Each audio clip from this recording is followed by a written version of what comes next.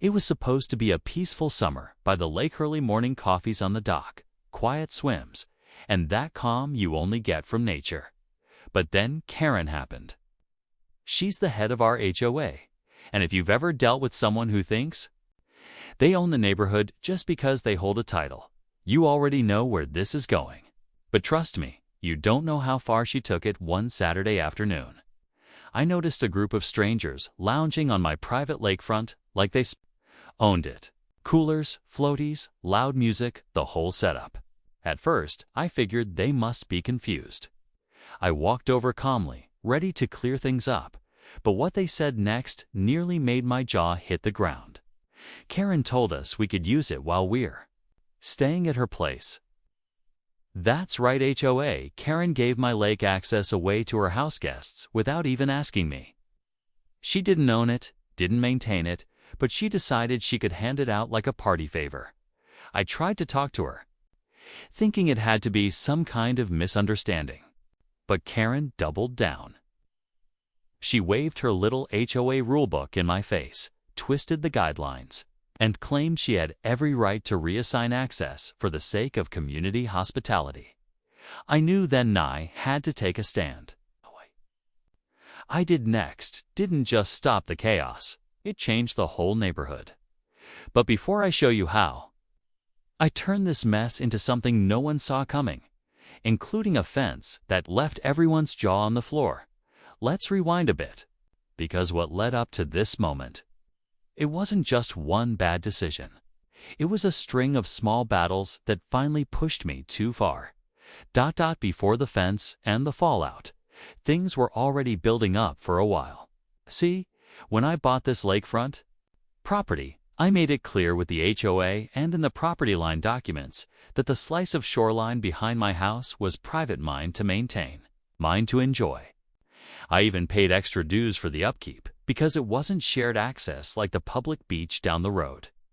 But ever since Karen became HOA president, she started pushing weird little community improvements, always targeting areas near my lot. It started small. A bench randomly placed just feet from my dock. A new walking path that suspiciously curved too close to my property line. At first, I let it slide, thinking maybe it was just coincidence or poor planning. But then came the new HOA map, printed, laminated, and handed out door to door with my lakefront suddenly listed as shared recreation space. No heads up, no vote, just done. When I confronted her about it, Karen just smiled like I was overreacting. We're just making the neighborhood more welcoming, she said. Don't be so territorial. That's when I realized it wasn't just a misunderstanding, it was deliberate. She knew what she was doing. And the worst part? Some of the other neighbors started taking her side. Maybe they liked the idea of having free lake access. Or maybe they just didn't want to rock the boat with the HOA president. Either way, I started feeling like the outsider on my own land, but nothing compared to that weekend with her house guests. That was the final straw. The audacity of her giving away something that never belonged to her.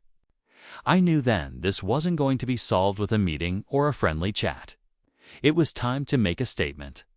As the days went on, the tension with Karen only grew thicker. I tried reaching out to a few neighbors who had been around longer, hoping to find some allies or at least understand if anyone else felt the same way. Some admitted they'd noticed how Karen's community hospitality was starting to encroach on private spaces. But most were hesitant to speak up. They worried about stirring drama or risking their own peaceful lakeside days. Meanwhile, Karen seemed to be doubling down on her power plays. There were more guests spotted near my dock, and little notes left on my door reminding me about community sharing and neighborly cooperation.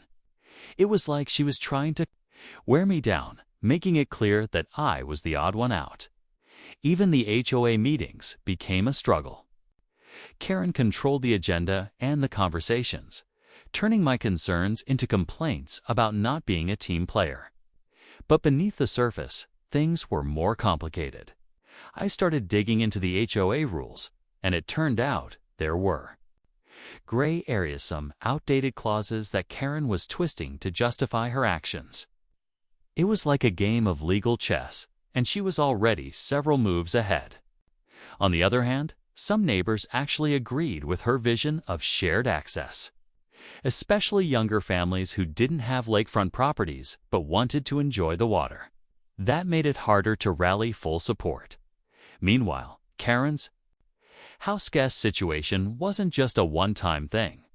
Word was she invited more friends and even family to use the lakefront regularly, treating it like a mini-resort. The noise, trash, and disruption were starting to affect the whole block, but Karen dismissed complaints as minor inconveniences. I felt trapped between wanting to protect my property and not wanting to become the neighborhood villain. Something had to give on soon. What I decided to do next was bold, unexpected, and definitely not what anyone saw coming. Days turned into weeks, and the situation only escalated. Karen's houseguests were no longer just a nuisance. They were taking over the lakefront every weekend. I caught them throwing loud parties, leaving trash behind, and even damaging the shoreline plants I'd spent years nurturing. I tried calling the HOA board, hoping others would step in, but Karen had a tight grip on everything.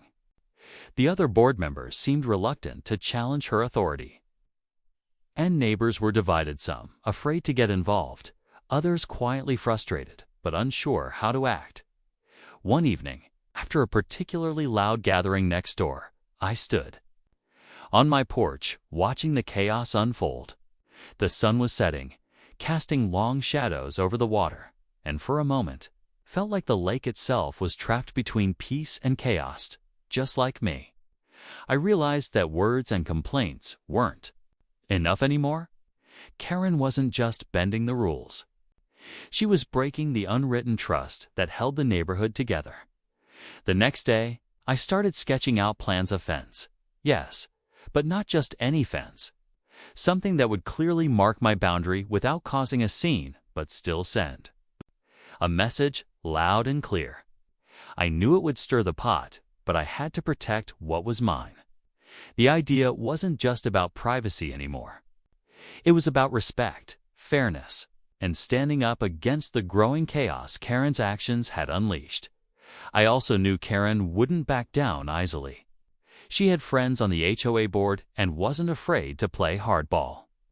The tension in the neighborhood was about to reach a boiling point. Would my fence bring peace, or would it spark a confrontation bigger than I ever imagined? The next few days were crucial, and I was ready to face whatever came my way. But what happened when I finally put the fence up? That's where everything changed, and no one was prepared for the reaction it sparked. Just when I thought things couldn't get any more complicated, the real surprise hit me out of nowhere. The day after the fence went up, I woke to find a notice taped to my front door, an official-looking letter from the HOA's legal counsel. Apparently, Karen had claimed that my new fence violated some obscure community guideline about aesthetic consistency and common area accessibility.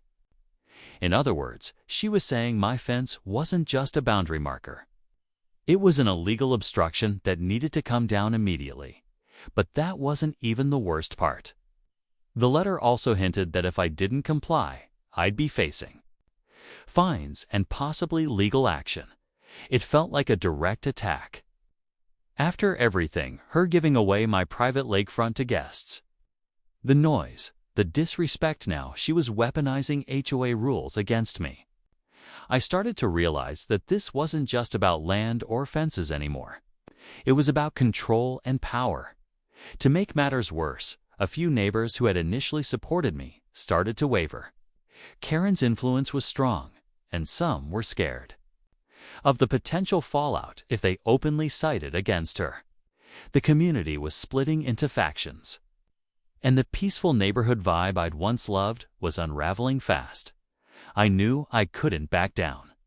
But this legal threat meant I needed a new plan, one that could protect my rights. without igniting a full-blown war with the HOA.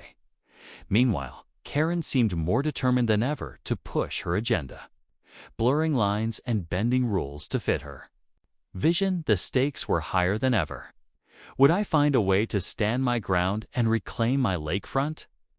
Or was Karen about to win this battle, turning the neighborhood into something unrecognizable? The next moves would be critical, and the tension was about to reach its peak. The tension in the neighborhood had reached a boiling point, and I knew the next move had to be bold. Instead of backing down or getting caught up in endless legal battles, I decided to gather all the neighbors for an open meeting right by the lakefront. I wanted to bring everything out into the open: the fence, Karen's overreach, and what the community really wanted. It wasn't just about property lines anymore. It was about respect and fairness. The turnout surprised me. Some neighbors who had stayed quiet before showed up, tired of the tension and ready to speak their minds. I laid out the facts calmly, showing the original property documents, the HOA rules as they were written, and how Karen had twisted them for her own gain. Slowly, people started to see what I'd been facing all along. Then, just as Karen tried to interrupt, something unexpected happened. One of the longtime residents stepped forward, a quiet woman who hadn't said much before. She revealed that years ago, before Karen took over the HOA, there had been an agreement, an informal, community-based understanding that lakefront properties were private unless the owner agreed otherwise. This wasn't just about rules on paper, but a tradition that Karen had quietly erased from the records. With the community's support growing and the truth coming to light, Karen's power started to crumble. The HOA board called for a special vote, and this time the neighborhood stood together. The fence stayed. My lakefront was recognized as private once again. And Karen was asked to step down from her position. But just when I thought the storm had passed, a late-night knock on my door revealed the final twist. It was Karen, holding a small box. Inside was a handwritten letter apologizing for everything, and a key not just to my lakefront gate, but to a cabin she'd secretly owned all along on the other side of the lake. Turns out, Karen's ambitions ran deeper than anyone knew, and the real battle was only just beginning. After receiving Karen's unexpected apology and the mysterious key, I spent days thinking about what it all meant. The truth was, the whole situation had been about much more than just a fence or lakefront access. It was about how power and trust can shift in a community when one person tries to control it all. Karen's secret cabin showed me that her motives weren't just about being neighborly. She had bigger plans tied to the lake that no one had known. But despite all the drama, the neighborhood came out stronger. The special HOA vote wasn't just about confirming boundaries. It reminded us that everyone deserves a voice, and that rules should protect, not punish, homeowners. I also learned that standing up for what's right means sometimes facing conflict head-on, even when it feels uncomfortable. The fence wasn't just a physical barrier. It was a symbol of reclaiming respect and fairness. With Karen stepping down, a new HOA board formed, neighbors who cared about balance and community. We worked together to clarify the lakefront rules, making sure no one could exploit the system. Again, the noise and disruptions stopped, and the lake returned to a peaceful place for all to enjoy without anyone overstepping. Looking back, I realize how important it is to know your rights, but also to stay open to conversation. This whole experience taught me about patience, resilience, and the power of neighborhood unity. If you ever find yourself dealing with a difficult HOA or a Karen in your community, remember, standing up calmly and gathering support can make all the difference. So that's the story of how my lakefront almost slipped away. But in the end, I built more than just a fence. I helped build a stronger, more respectful neighborhood. And trust me, the lake has never felt more like home.